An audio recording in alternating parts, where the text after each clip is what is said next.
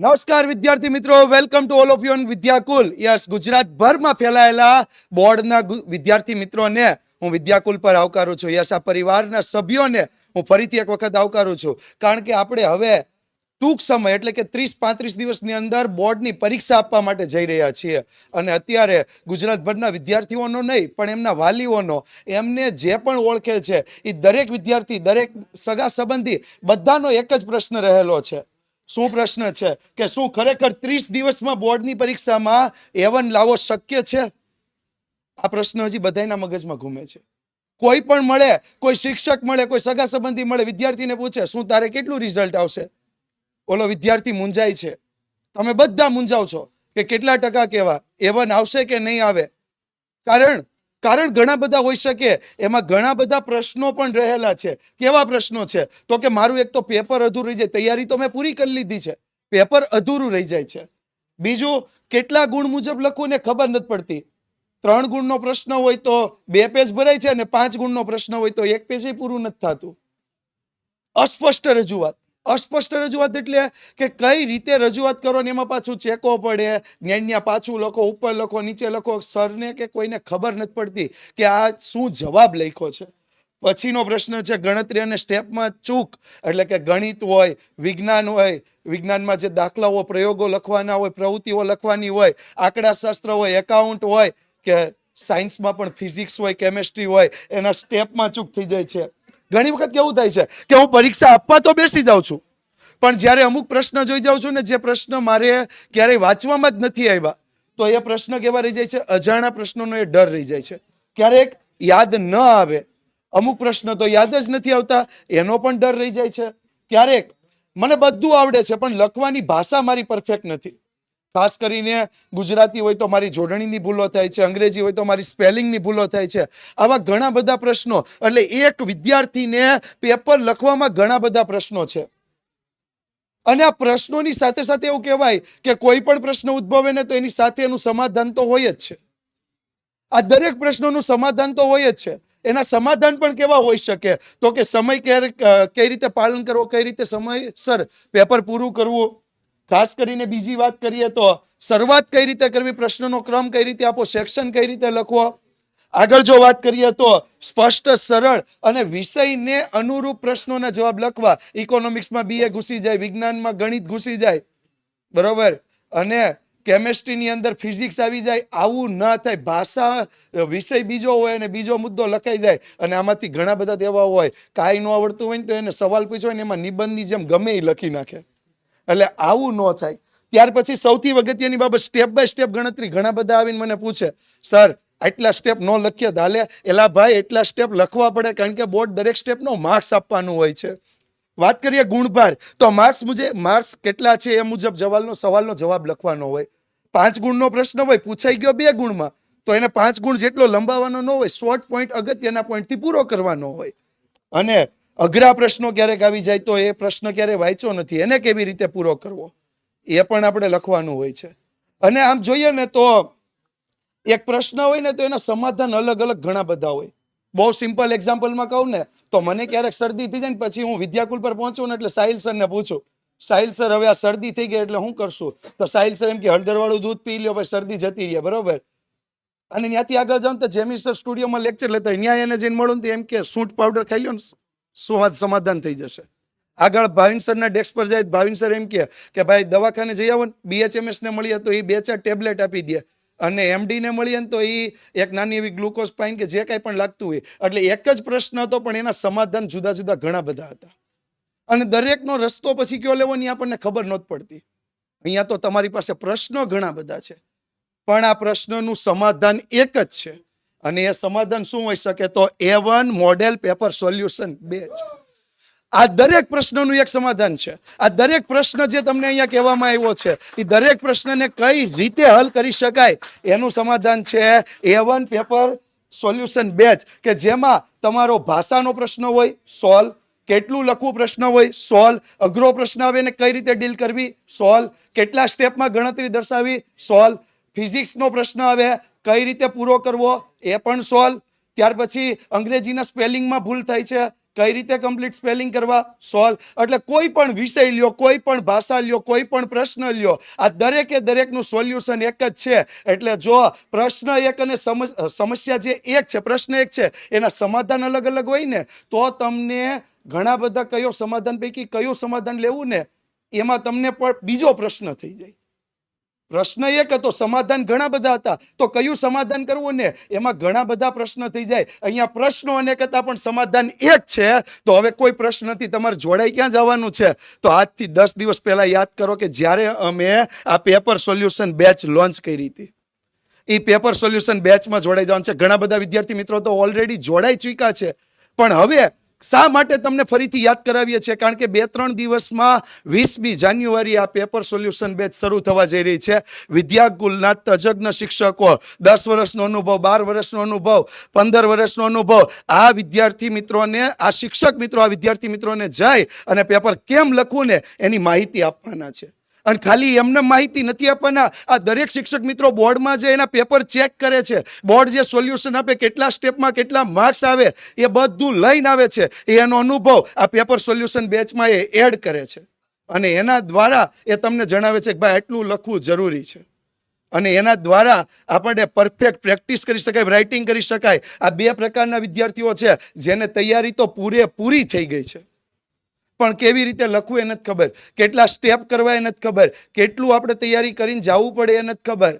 એના માટે થઈને શિક્ષકો તૈયાર છે. ભાઈ રેડી થઈ જાઓ, તમે આવી જાઓ, તમને સમજાવશે. એક પ્રશ્ન હોય તો એને કઈ રીતે પૂરો કરવો. ત્યાર પછી ટાઈપ બી ના સ્ટુડન્ટ્સ પણ છે કે જેમણે હજી સુધી કઈ તૈયારી નથી કરી, એમને અઘરો પ્રશ્ન આવી ગયો અથવા તો તૈયારી નથી કરી તો એને કાંઈ એટલે કાંઈ શું કહેવાય લખવી જ નથી ખબર પડતી. પછી મારી જેમ પરીક્ષા સમજીને ઝોલા ખાય. 3 કલાક પૂરી તો કરવી પડે. બોર્ડ વાળા 3 કલાક પહેલા બહાર નથી આવવા દેતા, બરોબર ને?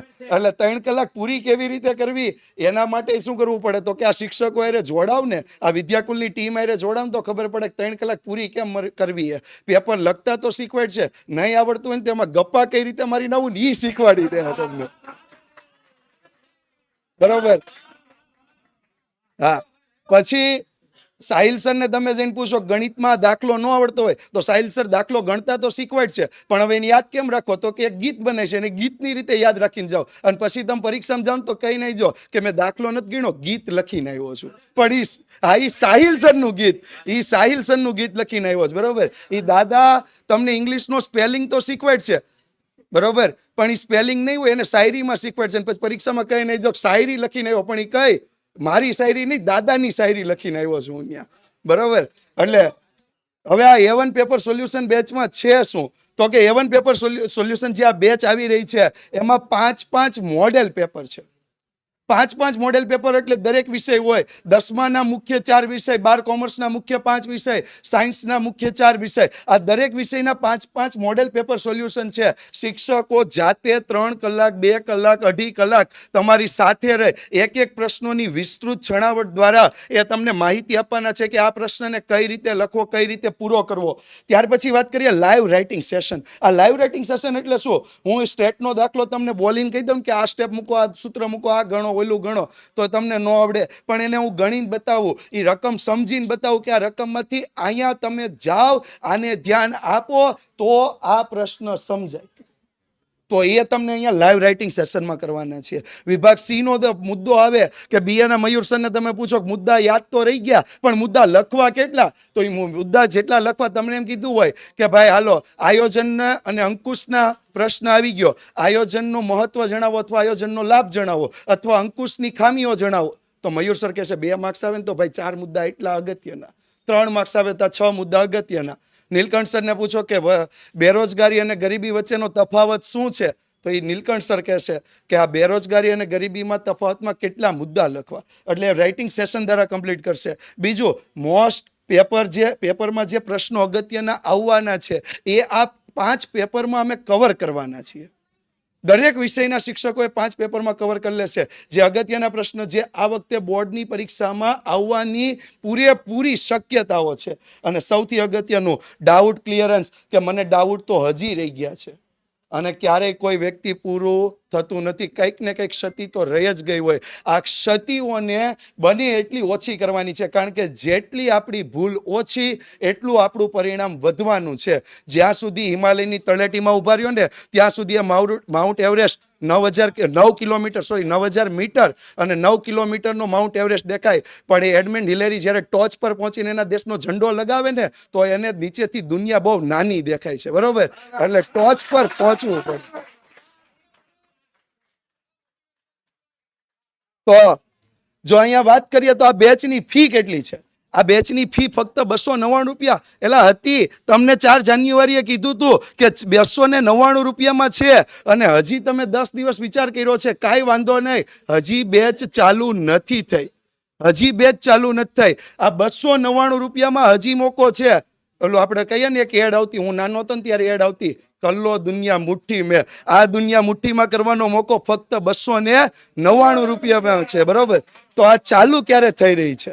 આ બેચ ચાલુ ક્યારે થઈ રહી છે? યસ, મેં પહેલા પણ કીધું હતું એમ 20 જાન્યુઆરીથી આ બેચના પહેલા પેપરની શરૂઆત થઈ રહી છે. હવે સૌથી મોટો પ્રશ્ન તો એ આવી ગયો કે સર આ બેચ ચાલુ તો થઈ ગઈ, પણ અમને કરાવશે કોણ? આ પેપરનું સોલ્યુશન કરાવશે કોણ? તો આ પેપરના સોલ્યુશન માટે 10માની ટીમ, પહેલા સ્ટેજ પર 10માની ટીમ સાયન્સ માટે હિરેન સર તૈયાર છે. આમ જો ફૂલ જોશમાં. સમાજ માટે જાની સર તૈયાર છે, ગણિત માટે સાહિલ સર તૈયાર છે, અને ઇંગ્લિશ માટે ધ્રુવીબેન તૈયાર છે. આ લોકો પૂરેપૂરા તૈયાર છે. આ લોકોએ તો પટ્ટા બાંધી લીધા છે, આમ એરબેગ પહેરી લીધી છે. પ્લેન ઉડાડવાની તૈયારી એની છે. તમારે બેસવું છે કે નહીં તમારે નક્કી કરી લેવાનું છે. બાકી આ લોકો તો બીજાને લઈને ઉડી જ જવાના છે. અને આવી જ રીતે જો 12 સાયન્સની વાત કરીએ તો 12 સાયન્સની ટીમમાં મેથ્સ માટે ચિરાગ સર, બાયોલોજી માટે પાર્થ સર, અને કેમિસ્ટ્રી માટે ભાર્ગવ સર, અને ફિઝિક્સ માટે વીડી સર. આ લોકોએ પણ તૈયારી કરી લીધી છે. આ લોકોએ એમ કીધું ને કે અમે પ્લેન લઈને ઉડી જાવ, તો આ લોકોએ સ્ટીમર બાંધી લીધું. અમે જવું તો અમારે છે એમ, બરોબર? હા, પણ કોમર્સ વખતે નક્કી જ છે અમારું. પણ અમે જો કોમર્સમાં આમ જો હા નીલકંઠ સર આવી ગયા. નીલકંઠ સર ઇકોનોમિક્સમાં, બીએમાં મયુર સર, અને જેમી સર એકાઉન્ટમાં, દાદા ઇંગ્લિશમાં, હું સ્ટેટમાં. આ બધા તો જે જૂની વાત હતી ની કરતા હતા, પણ અમે ગુજરાત સરકારની નવી વાત કે બુલેટ ટ્રેન ભલે 2027માં હતી, અમે તો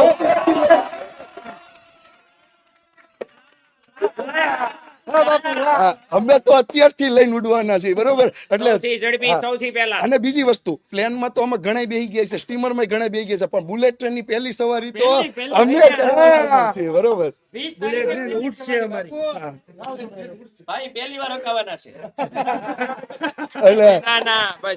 જે ચાલશે જોરદાર ચાલશે, કારણ કે સૌથી વહેલા છે તો કઈક મહેનત છે, અને એ મહેનત અમારી 20 તારીખથી શરૂ થઈ જવાની છે તમારા માટે. અને ખાસ જોડાવાનું તમારે ભૂલવાનું નથી. બાકી બુલેટ ટ્રેન ચાલે કે ન ચાલે, વિમાન ઉડે કે ન ઉડે, 26મી ફેબ્રુઆરી તમારી બોર્ડની પરીક્ષા આવી જશે, હે ને? એટલે જરાક ધ્યાન રાખજો.